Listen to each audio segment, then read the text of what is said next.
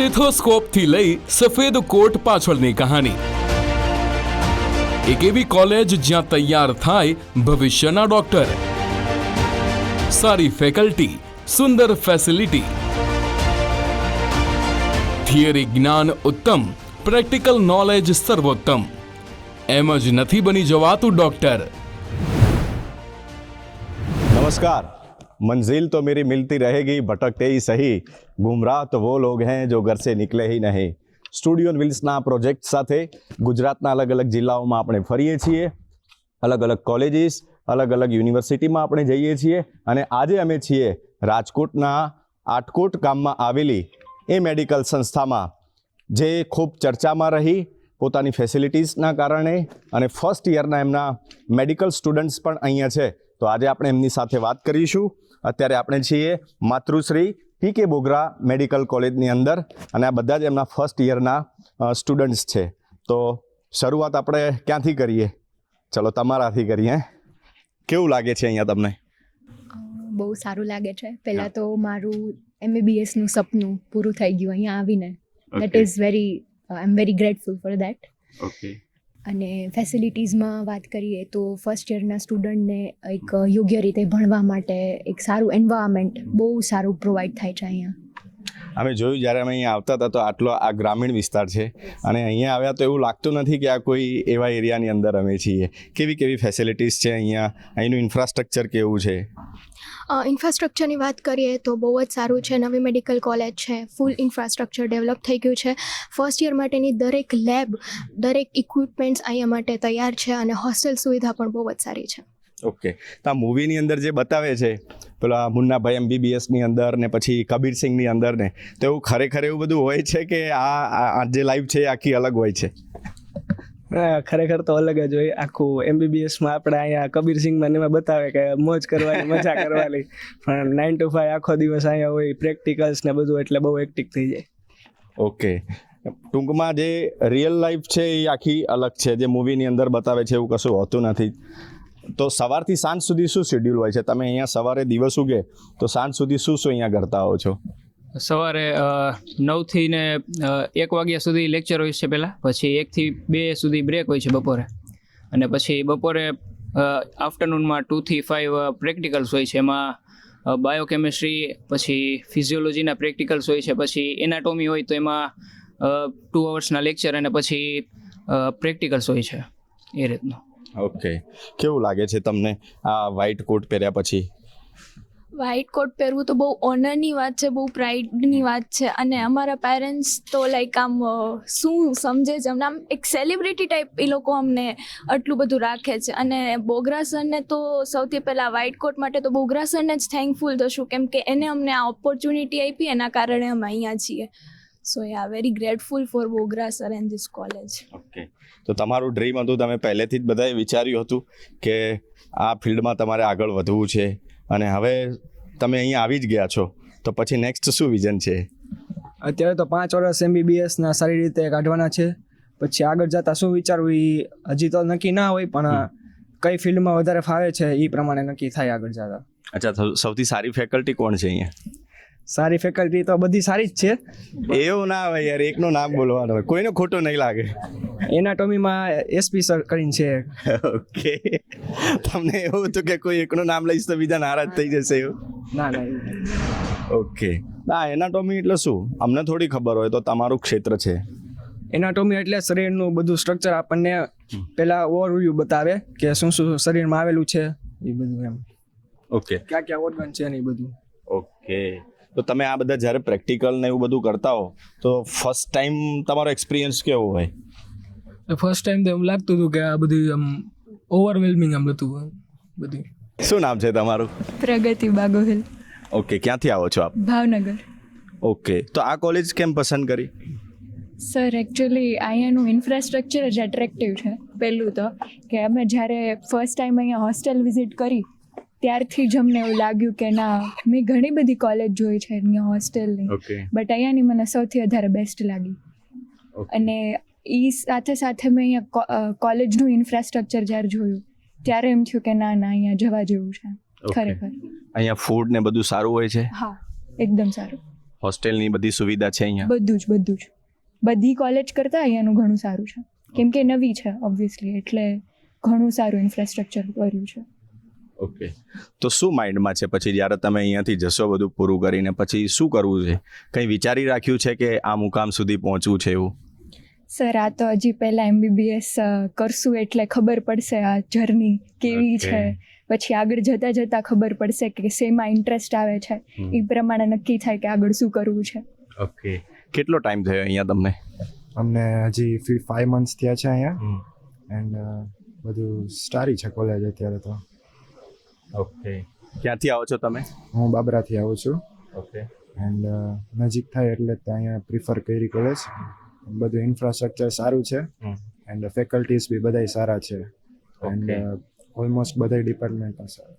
Okay, તો કયા subject અહીંયા હોય છે અને એમાં શું હોય છે? MBBSના ફર્સ્ટ યરમાં જો મેઇનલી 3 સબ્જેક્ટ હોય છે, એનાટોમી, ફિઝિયોલોજી અને બાયોકેમિસ્ટ્રી. એનાટોમીમાં તમને બોડીનું સ્ટ્રક્ચર, એ બધું આખું બોડી કેવી રીતે અરેન્જમેન્ટ શું છે અંદર બોડીમાં એ શીખવે. ફિઝિયોમાં કેવી રીતે બધી સિસ્ટમ્સ તમારી હામ કરે એ આવે, ને બાયોકેમિસ્ટ્રીમાં મોલિક્યુલર બેઝિસ આવે બધાનો. ઓકે, તમારું શું નામ છે? મારું નામ કોઠારી વિનાશ છે અને હું રાજકોટથી આવું છું. કોલેજ સારી છે, નવી છે, એટલે ઇન્ફ્રાસ્ટ્રક્ચર્સ પણ ગુડ છે. ઓડિટોરિયમ સારું છે, લેબ બધી ઇક્વિપમેન્ટથી સજ્જ છે. અને લાઇબ્રેરીનો ઉપયોગ કરો છો? હા, લાઇબ્રેરીનો પૂરતો ઉપયોગ કરી છે. સારી એવી બુક્સ છે, સારી લાઇબ્રેરી, મોટી એવી લાઇબ્રેરી છે 2 ફ્લોર્સની. અહીંયા આવ્યા પછી એવું લાગે છે કે મોબાઈલ યુઝ કરવાનું ઓછું થઈ ગયું હોય? હા, એમ સ્ટડીમાં વધારે તમે આવી ગયો છો હવે, એટલે થોડું મોબાઈલનો યુઝ કરવાનું નેચરલી એમ ઓછું થઈ જાય છે હવે, એટલે સ્ટડી ટાઈમ વધી ગયો છે. ઇટ મીન્સ કે પહેલાં બહુ યુઝ કરતા હતા તમે. ચલો, કોણ કહેશે એક મેડિકલ સ્ટુડન્ટની લાઈફ કેવી હોય? કોણ કહેશે? બધા નાની કમેન્ટ પાસ કરો. કોણ બોલશે મેડિકલ સ્ટુડન્ટની લાઈફ કેવી હોય? બહુ હાર્ડ હોય છે. પછી બહુ સારું હોય પણ કેવી રીતે? બહુ હાર્ડ હોય છે, મહેનત વાળી હોય છે. સ્ટડીમાં ફોકસ કરવું પડે થોડુંક, બધી ઇતરેતર પ્રવૃત્તિ મૂકી દેવી પડે પછી બધી. હા, બોલો. ના એ ત્યાં પાછળ થોડી બોલવાનું. બોલો. સ્ટ્રગલ વાળી હોય છે. હવે એને કરી મનની વાત. શું સ્ટ્રગલ કરવું પડે છે? ઘણું હોય. ચલો આ બાજુ જતા રહીએ. મેડિકલ સ્ટુડન્ટ્સની લાઈફ કેવી હોય છે? કોણ બોલશે? તો પછી હું માઇક ધરી દઈશ, કોઈને ના કરતા કોઈ બોલી જાઓ ને. ચલો, કોણ કહેશે કેવી હોય છે મેડિકલ સ્ટુડન્ટની લાઈફ? એટલે એકચ્યુઅલી પહેલાં આપણે આ કોલેજમાં આવ્યા એના પહેલાં આપણને એવું લાગતું હોય કે ચીલ જ છે, ત્યાં જઈને તો કોલેજમાં જઈને મેડિકલ કોલેજમાં જઈને તો મજા જ છે. પણ એકચ્યુઅલમાં કોલેજમાં આવીને પછી ખબર કે અહીંયા બી આવીને એક સ્ટ્રગલ કરવાનું છે, એટલે લાઈક પ્રોપર વ્યવસ્થિત મહેનત કરવાની છે. હજુ બી એના MBBS સારું બી 19 સબ્જેક્ટ ભણવાના છે ને એ રીતે મહેનત કરવાની છે. આમ ક્યારે એવું લાગે છે કે યાર આજે તો બહુ સ્ટ્રેસફુલ લાગી રહ્યું છે એવું? બધા માથા હલાવે છે પણ બોલતા કોઈ નહીં. મારે જ જવું પડશે અહીંયા. ચલો, કોણ કહેશે? તમારાથી શરૂઆત કરીએ. કેટલો સ્ટ્રેસ આવે છે? એક્ઝામ્સ આવે ત્યારે બધા સ્ટ્રેસ પડી જાય, કારણ કે બેક ટુ બેક એક્ઝામ્સ હોય અને વચ્ચે કંઈ હોલિડેઝ કંઈ આવતી નથી, એના લીધે બહુ સ્ટ્રેસફુલ લાઈફ લાગે. ઓકે, બીજું કેટલો સ્ટ્રેસ લાગે છે તમને? સ્ટ્રેસફુલ લાઈફ તો રહે, બિકોઝ વાઇવા અને ઇન્ટરનલ્સ ને બધું હોય અને 9 to 5 કોલેજ હોય આખો દિવસ, અને એ પછી પણ બધું સિલેબસ કવર અપ કરવા માટે રેગ્યુલર ડિસિપ્લિન જોડે બધું મેન્ટેન કરવું પડે, એટલે સ્ટ્રેસફુલ તો રહે થોડું. ઓકે, આપણે નથી કહેતા સમાજની અંદર કે ભાઈ ડૉક્ટર તો હોય છે ને ભગવાન હોય છે, અને ડૉક્ટરે જ્યારે પણ હોસ્પિટલની અંદર કોઈ ઓપરેશન ચાલતા હોય કે કંઈ પણ ચાલતું હોય તો એને પોતાના ઇમોશન બહુ કંટ્રોલ કરવા પડતા હોય છે. તો એ બધું કેવી રીતે પોસિબલ થાય છે? ઇમોશનમાં તો મતલબ અત્યારથી જ અમને મેડિકો લીગલ ડ્યુટીઝ ને બધું સમજાવવામાં આવે કે મતલબ પેશન્ટ જોડે એક કોમ્યુનિકેશન સ્કિલ જે અમારા માટે બહુ ઇમ્પોર્ટન્ટ હોય. પેશન્ટને હેન્ડલ કરવાના હોય, સિચ્યુએશનને હેન્ડલ કરવાની હોય, પ્લસમાં એના જે કોઈ રિલેટિવ્સ છે એને બધાને હેન્ડલ કરવાના હોય. એટલે એઝ અ ડૉક્ટર તરીકે આપણે ખુદ પોતે મેન્ટલ સ્ટેબલ હોવા જોઈએ. મતલબ અમે અમારું માઇન્ડ, અમે અમારા ઇમોશન કંટ્રોલ કરી શકીએ તો જ અમે સામેવાળા પેશન્ટને હેન્ડલ કરી શકીએ. એટલે એક ઓકે, બહુ સરસ જવાબ આપ્યો તમે. શું વિચારતા હતા તમે અત્યારે? ના વિચાર તો કાંઈ નહીં, પણ એટલી ખબર હોવી જોઈએ કે પર્સનલ અને પ્રોફેશનલ લાઈફ બે તમે ડિફરન્શિએટ કરી શકો તો આ ફિલ્ડમાં ઇઝી રહે એમ. બાકી સ્ટ્રેસ તો બધા ડોક્ટર્સને આવવાનો જ છે. બધી બાજુ સ્ટ્રેસ જ છે. એ વાત સાચી. તો પર્સનલ અને પ્રોફેશનલને અલગ કેવી રીતે રાખવું? ફોર એક્ઝામ્પલ કે ઇમોશન્સ આપણા હોય તો ફોર એક્ઝામ્પલ કે હાલો ધારી લે કે મારું કોઈ દુશ્મન છે, હવે એ દુશ્મન છે એને ઇન્જરી થઈ તો એ મારી પર્સનલ અને પ્રોફેશનલ લાઈફ અલગ હોવી જોઈએ. ફોર એક્ઝામ્પલ કે એ એઝ અ પેશન્ટ મારી પાસે આજે આવ્યું છે તો મારે એને એઝ અ પેશન્ટ ટ્રીટ કરવું જોઈએ અને મારી પર્સનલ જે દુશ્મની છે એને વચ્ચે ન લઈ આવવી જોઈએ. એટલે પર્સનલ અને પ્રોફેશનલ લાઈફને ડિફરન્શિએટ કરતા તો બધાને આવડવું જોઈએ. રાઈટ છે. પણ ક્યારેક એવું બને કે જ્યારે પોતાના જ સ્વજનો હોય એમનું જ ઓપરેશન કરવાનું હોય, લાઈક મધર ફાધર, તો એ વખતે ઇમોશનને કેવી રીતે કંટ્રોલમાં રાખવા? ત્યારે એમને જો એવું હોય ત્યારે એમને એઝ અ પેશન્ટ ટ્રીટ કરીને તો આપણા માટે વધારે ઇઝી રહે. ત્યારે જે મમ્મી હોય કે પપ્પા હોય એ બોન્ડને નહીં પણ એઝ અ પેશન્ટ જોવાનું કે આ મારું પેશન્ટ છે, અમારી પાસે એઝ અ પેશન્ટ આવ્યું છે. ઓકે. જ્યારે તમે અહીંયાથી પ્રેક્ટિકલ કરવા તમને લઈ જતા હશે બરોબર, તો જે બોડીઝ હોય એને જોવાની હોય ને બધું કરવાનું, તો ફર્સ્ટ ટાઈમ જોયા પછી શું થયું માઇન્ડમાં? ફર્સ્ટ ટાઈમ જોયા પછી મને તો પર્સનલી એવું કંઈ ઇફેક્ટ નહોતી થઈ, પણ ઘણા લોકોને ચક્કર આવે કે એવું પછી થાય કે કમ્ફર્ટેબલ ના હોય કેડેવર જોઈને, એવું થાય. એવું હું તો ગયો જ નહીં, બોલો લઈ જતા હતા તોય મેં કીધું નહીં જોવાય. તમને તો એવું હશે ને કે હું આવીશ જ નહીં આ બાજુ, એટલે બધા છેલ્લે બેઠા. શું નામ છે તમારું? વત્સલ. ઓકે વત્સલભાઈ, કેવું લાગે છે અહીંયા? સારું લાગે છે, સારું ભણવાનું છે. ઓકે. તો પછી પોતાના માટે સમય કેવી રીતે કાઢી લો છો? કારણ કે આખો દિવસ આમાં તમારે રીડિંગ કરવાનું હોય, પ્રેક્ટિકલ્સ હોય. એટલે આમ રીડિંગ કરતા ટાઈમે પછી કોલેજ અવર્સ પછી રીડિંગ કરતા હોય તો એમાં વચ્ચે બ્રેક્સ 15 થી 20 મિનિટના એવી રીતે દર 2-3 કલાક એવી રીતના નીકળતો હોય છે વચ્ચેથી. ઓકે. તો બીજી અહીંયા કોઈ એક્ટિવિટીઝ થાય છે સ્ટડી સિવાયની? સર પછી બીજી એક્ટિવિટીઝમાં તો અમે જાતે જેમ કે સ્પોર્ટ્સ રમી શકીએ, લાઇબ્રેરીમાં બેસીને એકબીજા ફ્રેન્ડ સાથે ટાઈમ સ્પેન્ડ કરી શકીએ. આ મેઇન એક્ટિવિટીઝ હોય જે અમે ફોલો અપ કરતા હોય કોલેજ પછી. ઓકે. આપનું શું નામ છે? હર્ષ. શું વિચારી રહ્યા હતા અત્યારે? નહીં સર, હું વાત સાંભળતો હતો, એકચ્યુઅલી ફોકસ કરતો હતો. કંઈ કેવું છે આપને? કંઈ કમેન્ટ પાસ કરવી છે? આ ઇન્ફ્રાસ્ટ્રક્ચર કોલેજમાં ભણવાના ઓલા હિસાબથી બહુ સારું છે અને અમને મદદ મળે ભણવામાં. બીજું સ્પોર્ટ્સમાં પણ સારું એવું છે, ગ્રાઉન્ડ, વોલીબોલ એક્સેટ્રા. ભણવા માટે લાઇબ્રેરી. આ ડોક્ટર્સ બધા આમ આટલા ધીર ગંભીર જ હોય કે આમ તમે બધા મજાક મસ્તી કરતા હો છો? ના, મજાક તો ચાલતું જ હોય. હોસ્ટેલમાં અમે બહુ ફૂલ મોજ મસ્તીમાં જ હોય. બધું ના કહી દેતા હો. કેટલી મસ્તી કરો છો, શું કરો છો, એ તકલીફ તો છે. આ બધા કેટલા બધા લોકો જોઈ રહ્યા છે. ના, એમ તો નોર્મલ તો ચાલતું જ હોય. બાકી મસ્તી તો હોસ્ટેલમાં કોમન છે. ઓકે, ચલો. આપનું શું નામ છે? મારું નામ યુગ માંડવિયા છે. ઓકે. ક્યાંથી આવો છો આપ? હું ઉના, ગીર સોમનાથથી. ઓકે. તો શું કરવું છે પછી MBBS-માં? MBBS પતાવ્યા પછી MD-માં જવાનું મન છે વધારે પડતું. તો એ પણ બોગરા સાહેબ કહે છે કે અહીંયા જ અમારી માટે ખોલવાના છે MD-ની સીટ્સ ને બધું, તો એ રીતના પણ એ બહુ સારી હેલ્પ કરી રહ્યા છે અમને. તમે સ્ટડી કરીને નીકળશો ત્યાં સુધીમાં તો કદાચ બની પણ જાય. હા, કદાચ થઈ જશે ત્યાં તમે તો સુધીમાં. બધા લકી સાબિત થશો. હા, અને આમ પણ લકી છો કારણ કે તમારી ફર્સ્ટ બેચ છે બધાની. ઓકે. તો આવું આ બાજુ કે ના આવું? ના પાડો તો ના આવો. તો આવું. હું જોતો હતો કે વધારે જણા ના પડે તો હું આવું આ બાજુ. શું નામ છે તમારું? ઓકે. ક્યાંથી આવો છો આપ? જામનગરથી. ઓકે. તો જામનગરથી આપ અહીંયા આવ્યા, મતલબ આ કોલેજ જ કેમ પસંદ કરી? કેવો માહોલ છે અહીંયા? શું લાગે છે તમને? માહોલ સારો છે, ઇન્ફ્રાસ્ટ્રક્ચર ને બધું સારું છે. ઓકે. તમારું શું નામ છે? વિરડિયા દ્રષ્ટિ. ક્યાંથી આવો છો આપ? જેતપુર. ઓકે. તો કેવી સુવિધા છે અહીંયા? કેવું લાગે છે તમને અહીંયા? સારી સુવિધા બધી સારી છે, ઇન્ફ્રાસ્ટ્રક્ચર અને ભણવામાં બી સારું છે બધું, ફેકલ્ટી ને બધું. ઓકે. એક છેલ્લો પ્રશ્ન હું તમને બધાને પૂછું તો હું ઈચ્છું છું કે બધા નાની નાની કમેન્ટ આના પર પાસ કરજો. ને આ મૂવીઝમાં બતાવે છે એવું હોય છે રિયલ લાઈફમાં ડૉક્ટરના જીવનમાં કે એવું કશું હોતું નથી? કશું જ હોતું નથી, બહુ સ્ટ્રગલ હોય છે. તમે? બસ એક્ઝામ ઉપર એક્ઝામ આવે એટલે પછી વાંચવું પડે ને એવું બધું કરવું પડે એમ.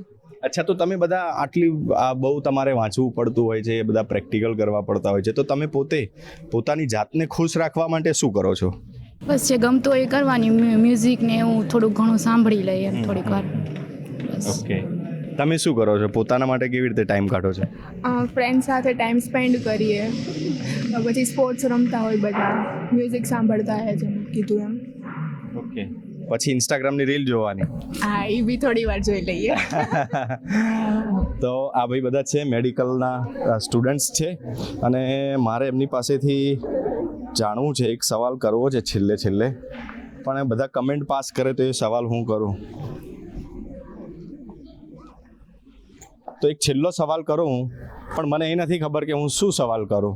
તો તમે કોઈ એ સવાલ ઉપર હું તમારો જવાબ લઈ લઉં, બધાની કમેન્ટ કરી લઉં, પછી હું એને વાઇન્ડ અપ કરી દઉં. ડૉક્ટરને લોકો કેવી દ્રષ્ટિથી જુએ છે? ભગવાન.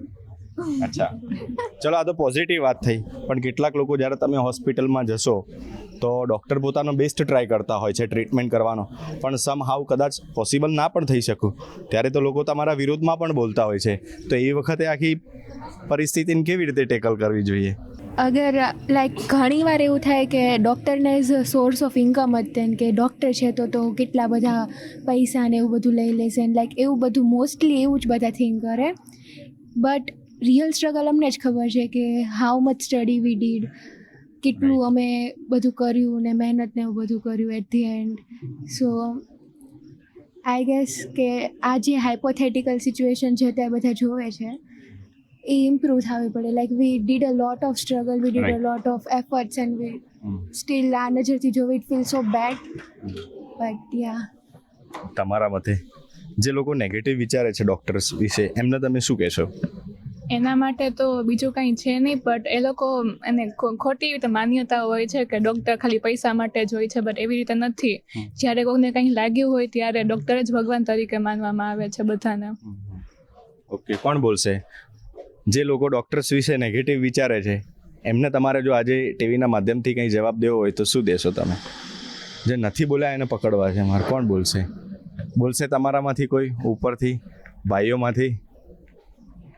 જે લોકો નેગેટિવ વિચારે છે ડૉક્ટર્સ વિશે, એમને કહેવું હોય કંઈ તો શું કહેશો તમે? બેસિકલી ડૉક્ટર તો સારું જ વિચારતો હોય દરેક માણસનો, મતલબ કોઈ બી પેશન્ટ હોય તો નિસ્વાર્થ ભાવે એની સેવા જ કરતો હોય, પણ જ્યારે નાની મોટી કોઈ ભૂલ થઈ જતી હોય અને એ કાંઈ રેર કેસમાં જ થતી હોય, સો એ કાંઈ ઇન્ટેન્શનલી ના કરતો હોય માણસ, તો બસ એ બધી નેગેટિવિટી ના ફેલાવી જોઈએ. ચલો, ઓકે, થેન્ક યુ. હવે આપણે નીચે જઈએ છીએ અહીંયા, કારણ કે બહુ ટાઈમ થઈ ગયો ઉપર ગયા ને. ચલો, તો જે લોકો છે ને, ઘણા બધા લોકો ડૉક્ટર્સ વિશે એવું પણ કહેતા હોય છે ને, જ્યારે તમે ડૉક્ટર બધા બનશો આગળ જઈને તો કહેશે કે આ તો ડૉક્ટર સાહેબ તો બહુ પૈસા લે છે ભાઈ. તો એવા લોકોને કંઈ કહેવું શું કહેશો તમે? હવે એ તો બધાનો ઓપિનિયન છે, પણ એના પાછળનો સ્ટ્રગલ તો અમને જ ખબર હોય કે કઈ રીતના અમે અહીંયા કોલેજમાં એડમિશન ને બધું લીધું હોય. બાકી હવે ઠીક છે, હવે બધાના ઓપિનિયનને તો આપણે ચેન્જ ન કરી શકીએ એટલે.